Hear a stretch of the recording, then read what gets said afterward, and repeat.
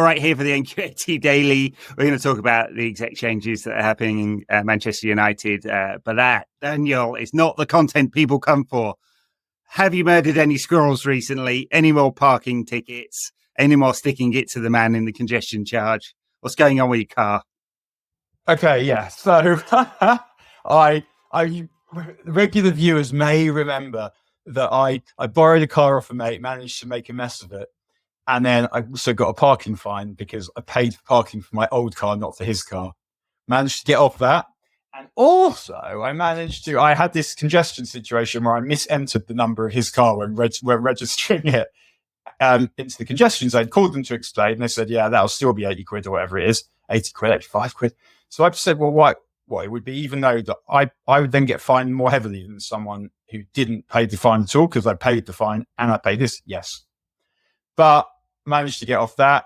But if anyone's noticed that I'm looking slightly queasy, it's because in the process of recording what was recorded, I've managed to discover that I thought I had a 50-1 winner on the horses, 5 each way, and somehow managed to forget to put on the bet. So bear with me. But the other thing about this phenomenal car situation is I now have to return the original car to the garage where they did the work and basically say the guy that does bodywork has not done his job properly. And I mean, he's a nice guy. He's an old guy. He's underfurnished with teeth. And like, who the fuck wants to do that? Oh dear. But I gave them best part of £2,000 to sort this out and 1,500 quid to get someone else to do it again.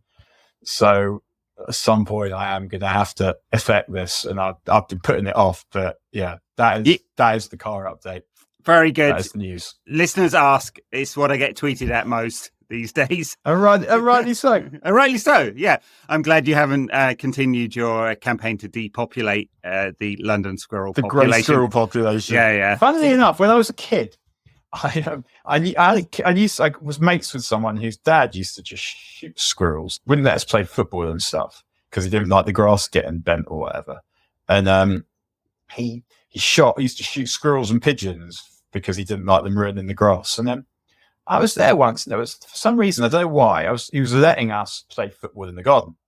And we'd like set up some cones, that he was dribbling in and out the cones and he was timing us. And his son didn't like the time he was getting, so he got vexed. Dad picks kid up, puts him in the palm of the hand, hurls him like that, like the American football, across the garden, through the air, crashes to the floor. And then I discovered that this has a name. It's called launching. Launching. This isn't the first time he's done it yet. He launched his kid. If you do it again, I'll launch you. Yeah, it was a threat. Wow. And then so the kid splatters down into the turf, ruining the grass. The squirrels weren't allowed to. Runs upstairs crying, and I'm there till my parents come and get me another hour or whatever. And then I have to tell them what I've seen. Well, the Badlands of North London, right there. Yeah, exactly. All right. So the Badlands of Old Trafford, we've had a couple of big executive changes made by the INEOS team this week. So Cliff Batty, or Beatty, which one? It's only one T. The very long time CFO has been at the club forever. Has been replaced by INEOS inside man Roger Bell. He used to be CFO of INEOS before he retired. So clearly they want control of the finances. No suggestion really there's been any kind of conflict here, but they just want their own man, I think.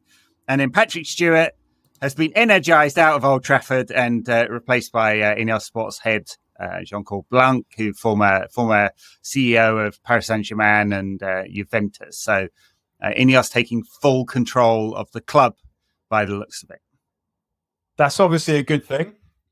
Is he called Jose Bay? Is that what his nickname is? Jose Bay, this lad. He sounds like someone straight out your Tricolor French textbook. Je m'appelle Jose Bay, Jean-Claude Blanc, j'habite à La Rochelle. J'ai fait la spéléologie. You sound just like him. That was how listening comprehension music went. I didn't do French, see. I did learn some French because long-time listeners will know Paul's mother is French, so we used to speak. I'm sorry? Paul's mum's French. Where's this going? You didn't know that? I don't know what I knew, but I don't know. Yeah. You were speaking. Sorry, so you were speaking French. You and Paul's mum were conversing in French. Yeah, and I speak with Paul in French and stuff as well. Yeah, but I did German at school, so of which I remember almost nothing. And today our house is bilingual because I live in America, so I speak American and English.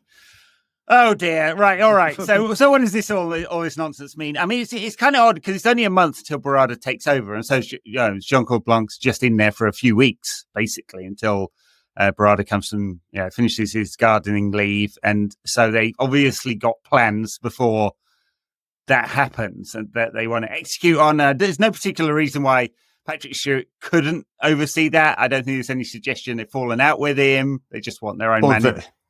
Or that he's lost his sight. He's somehow taken to wearing blinkers or a mask. Yeah, no idea. I mean, he was the long-time chief legal officer at United, so not necessarily CEO material, and maybe they worked that one out, and they're being ruthless. But the interesting thing is they've changed everyone at the club, like all the executive positions. So we're going to have, obviously, Wilcox as technical director, Ashworth, when they finally agree a fee with Newcastle, who's in there. He's got the arbitration to try and extract himself from his contract, which is fun. Maybe that will lead to something. And then the CEO, Barada, obviously. So they're just getting all that, and then they'll bring in a new CFO, I assume. I don't know. There's no suggestion that Roger Bell's there forever. Everyone has changed, except for the manager. CFO, I don't know. Maybe this is just me, but whenever I see that or hear that, I just think, "Come fuck off." Oh, jeez. I don't know. Maybe I'm not. Maybe I'm not well. I don't know. You think? Oh dear. Yeah, I've never really worked with the CFO. I really loved. I mean, they look at spreadsheets for a living and say no a lot. And in one organization I worked for, I frequently got an email from our CFO saying, "Ed, you've exceeded your spending authority," which is what United managers have been doing for some time, and why we're in such financial dire straits at the moment, because we spunked hundreds of millions of quid on useless fuckers who now we can't get off the books.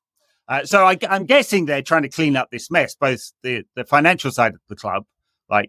Because one of the other stories this week is they've been cutting costs and then forcing people to return to the office.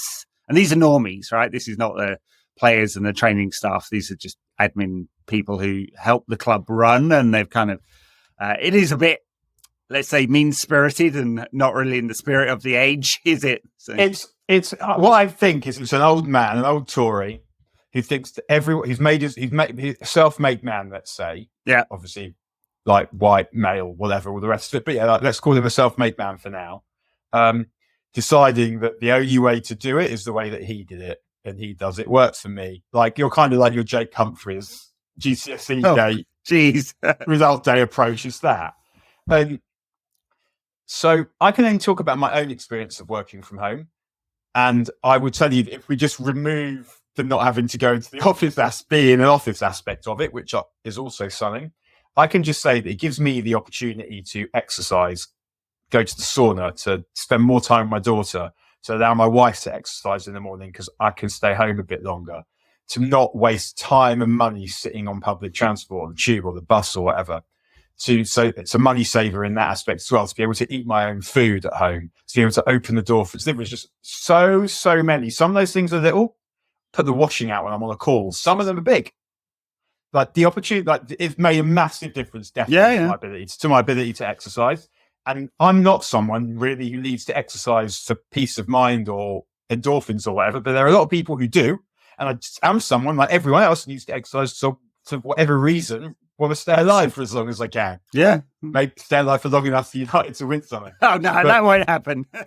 Maybe it will. But the quality of life. Now, some people like to go to the office, and I understand that. One of my best mates around the business during COVID, there was a lot of sort of younger people working for him who, if they were sort of relying on work for their social, they were living in flat shares with people they weren't mates with. I understand that too, but making your lowest paid workers do that, it just like you've got to have a good reason for it, and it's not going to make United better on the pitch. It just isn't. No, it probably won't even make things run that much more smoothly. And what you should be doing is trying to build trust and build people's love for the club and affinity and their desire to do the best for it is something you want everywhere. And doing that is not going to do that, I don't think. And did you see the John Terry video? The one I've been talking about the penalty was incredible. Just find it on my Twitter. But there's also one where he tells this yarn about when Villas-Boas turns up. Yeah. And he sticks the first two players in economy and the young players in first to try and make a point we're all together. And Terry says, either this changes or the plane's not going nowhere or whatever. Yeah, I know. It's just like, no, that is like, this is supposed to show what leadership is. Leadership isn't that. Billy Big Ball's going, I am, it's me. Yeah, no, I know. It said everything about John Terry, that particular anecdote, didn't it? Yeah, I love the bit where he goes, and then the other after he misses the penalty, and the other players, I didn't really want to go downstairs, and then I do for a bit, and the other players, they come over to confront me, and that's what should have happened. Why did you do that, you twat? Why did you point yourself, take the fifth penalty, adjust your captain's armband on the way, slip on your arse and cry in front of everyone? Why did you do that? But he actually means comfort. But that malapropism is so telling. And the other thing I really enjoyed about the penalty one was also, and he goes, and just at that, I'm thinking, why did this happen to me? And it's like, you don't understand karma. Like, that would surely be where you might start if you think, does karma exist?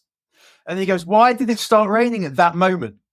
Mate, that's not what happened. It's been raining all fucking day. Yeah. I know. He reminds me of so many public narcissists, and he's just a horrible man. I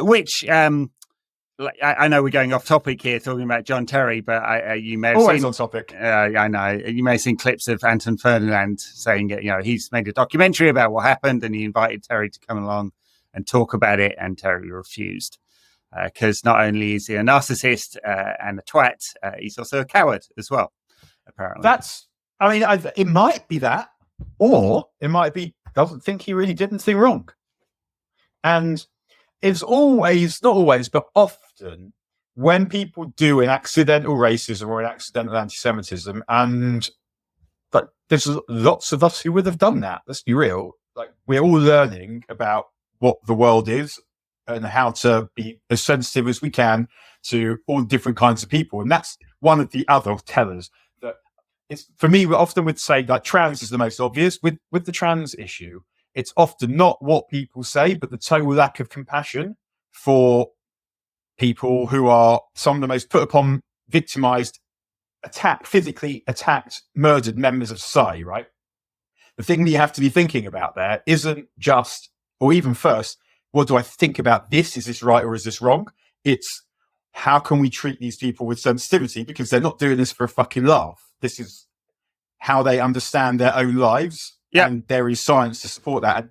And similarly, when people do an accidental homophobia or an accidental racism or whatever, you can roughly you can react in one of two ways. You can say, I don't have a go in my body. Go your racist bones route, like your Bernardo Silva route. Or you could say, okay, didn't mean it like that. I mean, obviously, what John Terry said is quite hard to say. You didn't mean it, but that's. Or I let my mouth. I ran my mouth in the heat of the moment, and not only am I going to come on here and talk to you about it, but I'm going to tell you about what I've done to make myself better, so this shit doesn't happen again. This is what happened with Diane Abbott and the anti-Semitism as well. Yeah. Like, there was the original thing that she did, and all the things that she had been doing prior to that point, but then when it becomes like a real thing in your life now, you've been forced to deal with your relationship to this, and the output is that. And it's like, okay, now, whereas if you get a proper, this is what I did that's wrong, and this is what I'm going to do in order to make myself better so that it doesn't happen again, share my learning, all the rest of it. John Terry did that. That would be okay. But I think it's, as much as anything, probably doesn't think that it didn't anything that was all that wrong. Do you think he's self-aware enough to be able to go on that journey? I don't. And no, I think, well, why didn't he think he did anything wrong? Well, I'll tell you why. Captain Legion Legend is still fucking there. There was no consequences from anyone he cared about. No. With the FA, you can go, I didn't do it.